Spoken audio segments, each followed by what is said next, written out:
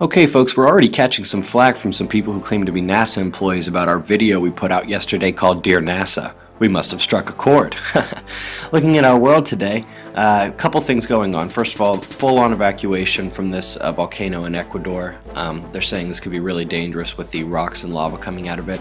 Fairly large earthquake right in the middle of the Atlantic Ocean, right on the ridge there, and in the south part of the Indian Ocean, we had a 5.8 earthquake, which was originally a 6.0. Even with the downgrade to 5.8, this is fairly large for this area of the world.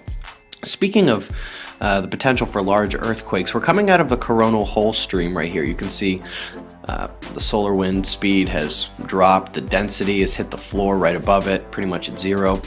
And I know a lot of you think that this is, when we have that time for large earthquakes, so let's watch out the next couple of days for a big one. Looking over here on the LASCO C2, there's a tiny little sun-diving comet coming up from the bottom there, just passing the timestamp, moving towards the left side of the sun. Now this disintegrates before it ever gets to the sun.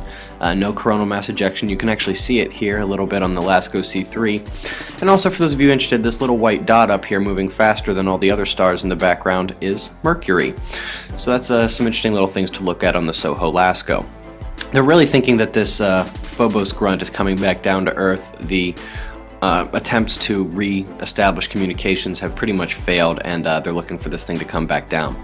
These sanctions that we keep putting on Iran more and more and more, as if we didn't already know that they're useless because they've got China and Russia and Pakistan who will deal with them. All this does is it's potentially going to cut off Iran's ability to sell oil. Now that's going to drive up the rest of our oil prices and fuel this financial political fire that's going on. And by the way, no country relies on Iranian oil more than Greece.